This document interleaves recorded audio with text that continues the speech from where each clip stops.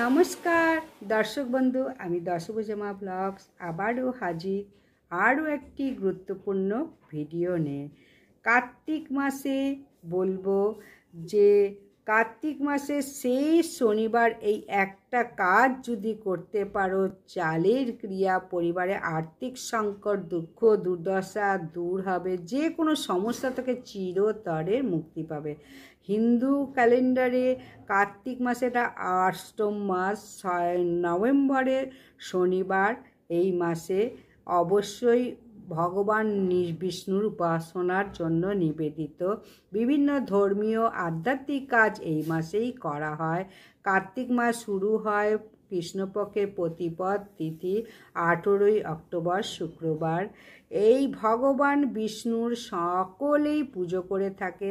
তাই সংসারে সমৃদ্ধি, সুখ, শান্তি যদি পেতে চাও, অবশ্যই কার্তিক মাসে শেষ শনিবার এই ক্রিয়াকলাপটি করো। পরিবারের সর্বদাই সুখ সমৃদ্ধিতে ভরে থাকবে। কার্তিক মাসে যে কোনো শেষে শনিবারে এই ক্রিয়াকলাপটি ভক্তি, ভালোবাসার, শ্রদ্ধার সঙ্গে করো, বিশ্বাসের সঙ্গে। এবং ভিডিওটা শেষ পর্যন্ত একটু ভৌতিক সহকারে শ্রবণ করো। যদি ভিডিওটা ভালো লাগে লাইক, সাবস্ক্রাইব, শেয়ার করে দাও এবং কমেন্টে লেখো জয় শ্রীকৃষ্ণের জয়। ভিডিওটা শেষ পর্যন্ত কিন্তু ভক্তি সহকারে শোনো। কার্তিক মাস সব থেকে পবিত্র মাস, যা ভগবানের উপাসনার জন্য নিবেদিত হয়ে থাকে। এই মাস দামোদর মাস নামেও পরিচিত। এই মাস উত্তরায়ণ থেকে দক্ষিণায়নের দিকে যাচ্ছে, সেহেতু কর্মের পুরস্কারের পাওয়ার সময়। এই মাসে ভগবান শ্রীকৃষ্ণর প্রতি যদি শ্রদ্ধা জানিয়ে পূজা অর্চনা করতে পারো, তাহলে অনেক পুণ্য ফল পাবে। এছাড়া ভগবান শ্রীকৃষ্ণের যদি আশীর্বাদ পেতে চাও, অবশ্যই চালের এই ক্রিয়াটি করো কার্তিক মাসে যে কোনো শনিবার। বিশেষ করে যদি শেষের দিন করতে পারো বেশি শুভ হবে। এই মাসটিকে বিভিন্ন ধর্মীয় আধ্যাত্মিক কাজ করার জন্য পবিত্র মাস হিসাবে বিবেচনা করা হয়। ব্রহ্ম মুহূর্তে জেগে উঠে ধ্যান করা, দীপ জ্বালানো, ভগবান বিষ্ণুর কাছে প্রার্থনা করা, ভগবান বিষ্ণুর কাছে নিজেকে উৎসর্গ করে সমস্ত মন্ত্র উচ্চারণ করে কার্তিক মাসের কথা পাঠ করা। কার্তিক মাস হলো চতুর্থ মাসের শেষ মাস, চাতুর্মাসের শেষ মাস। শ্রীহরি দীর্ঘ 4 মাস পর এই মাসেই জেগে ওঠেন এবং ভক্তগণ পুনরায় এই মাসেই আশীর্বাদ দেন ভক্তদের। এই নক্ষত্রে, রোহিণী নক্ষত্রে ভগবান শ্রীকৃষ্ণ সমস্ত পুজো করার রীতি রয়েছে শাস্ত্রে। অবশ্যই কার্তিক মাসের শেষে যে কোনো দিনে যদি এইভাবে পূজা অর্চনা করো, সংসারে শ্রীবৃদ্ধি হবেই। এবং পুজোর শেষে যদি চালের এই ক্রিয়াটি করতে পারো, অনেক পরিবারের আর্থিক উন্নতি, সংসারে কোনো অর্থ সংকট দেখা দেবে না। কার্তিক মাসের শেষে যে কোনো দিনে ব্রহ্ম মুহূর্তে উঠে অবশ্যই পরিষ্কার পরিচ্ছন্ন হয়ে পুজোর আচার আচরণ শুরু করার আগে একটু পবিত্র নদীতে স্নান করতে পারো তো ভালো। তা না হলে বাড়িতে সামান্য গঙ্গার জল করে নিয়ে মন্ত্র উচ্চারণ করে গঙ্গা জল করে স্নান করো। এই মাসে সমস্ত ব্রত মন্ত্র পাঠ করা হয় এবং অনেক ভক্তরা মন্দিরেও যায়। ভগবান বিষ্ণুর সহস্র নাম যদি জপ করতে পারো, অত্যন্ত শুভ ফল পাওয়া যায় এই কার্তিক মাসে। যারা মন্দিরে যেতে অক্ষম, তারা কৃষ্ণের মূর্তি স্থাপন করে প্রদীপ জ্বালায়। কার্তিক মাসের কথা পাঠ করে পূজা অর্চনা করে। পুজো পাঠ শেষ করে ভগবান সূর্যদেবকে অগ্র নিবেদন করো। কার্তিক মাসে অত্যন্ত গঙ্গা স্নান করা খুবই পূর্ণ। কার্তিক মাসের শেষের দিনকে একটি দিন হলেও গঙ্গায় স্নান করো। গঙ্গা নদী অতি পবিত্র নদী, যাই করবে 1000 গুণ হয়ে তোমার ফিরে আসবে, ফল লাভ হবে। তাই এই দিনকে মাসের শেষের দিন বিষ্ণুর মন্ত্র জপ করে, কার্তিক মাহাত্ম্য কথা পাঠ করে, ভগবদ গীতা পাঠ করে, রামায়ণ পাঠ করে উদযাপন করতে হবে দিনগুলো। বিশেষ করে কার্তিক মাসে তুলসী গাছে প্রদীপ জ্বালাও অত্যন্ত শুভ বলে মনে করা হয়। কার্তিক মাসের শেষের দিনগুলো মনে রাখতে, যে কোনো কাজ যাতে ভালো করে করতে পারো। ভালো কাজ করার জন্য কোনো গরিব দুঃখী মানুষকে খাবার দান করতে পারো। এই মাসে যত দান করতে পারবে ততই ভালো। এবং ভগবান বিষ্ণুকে যত জোড়া পারো তুলসী দাও চন্দন সহযোগে। কার্তিক মাস শেষ হচ্ছে 16ই নভেম্বর শনিবার। পুজোয় গোটা চাল ব্যবহার করো। শ্রী বিষ্ণুর যদি পুজো করতে চাও তাহলে গোটা চাল ব্যবহার করো। কার্তিক মাসের শেষের দিনগুলো কিভাবে চাল ব্যবহার করবে, এই চালের ক্রিয়াটি কি করে করবে, তাহলে পরিবারের সর্বদা সুখ আর্থিক সংকট সুখ আসবে, আর্থিক সংকট দূরে চলে যাবে।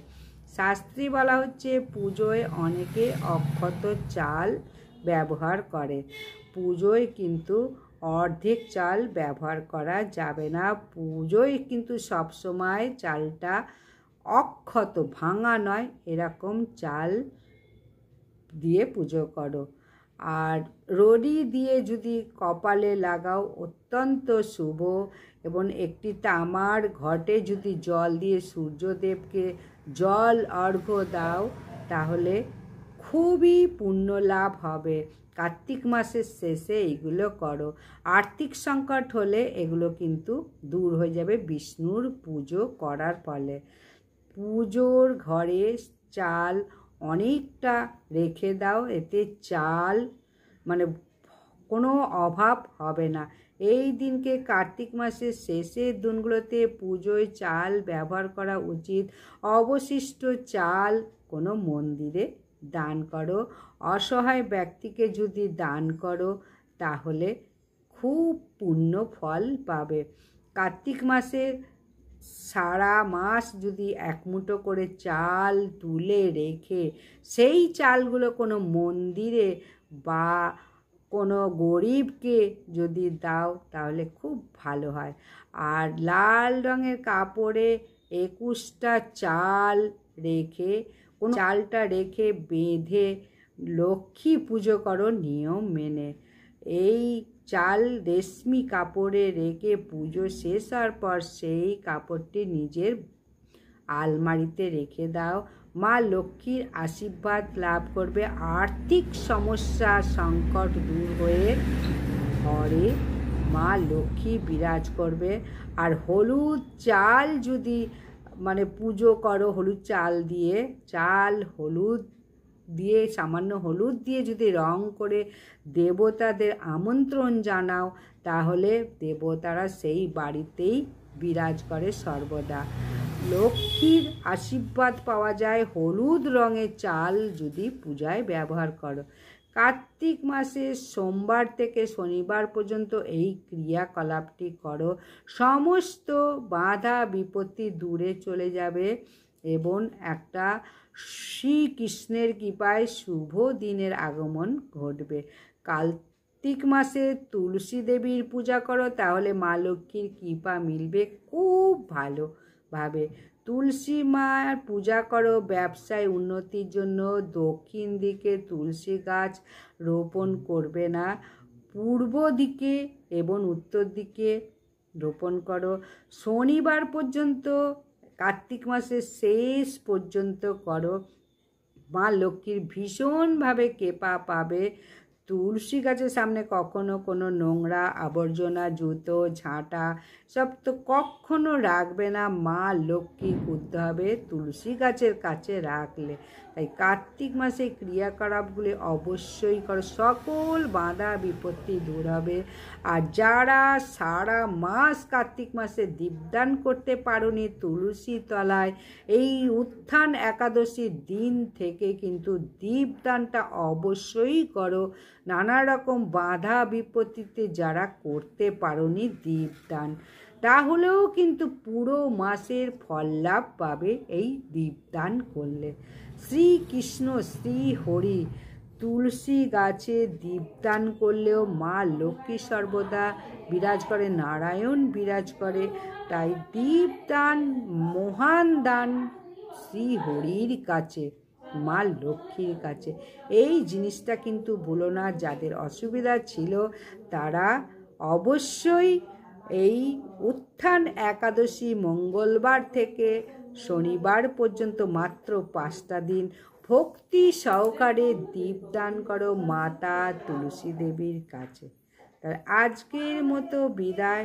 আশা করছি ভিডিওটাতে কিছুটা হলেও ভালো লেগেছে, এবং যদি ভালো লাগে লাইক সাবস্ক্রাইব বেশি বেশি করে একটু শেয়ার করে দাও কার্তিক মাসের চালের ক্রিয়াটি করার জন্য। এই চালের ক্রিয়া করলে তোমার কোনো দিন কোনো কিছু গৃহের অভাব হবে না, উল্টে তোমার গৃহে প্রচুর ধন সম্পত্তিতে ভরে যাবে চালের ক্রিয়াটি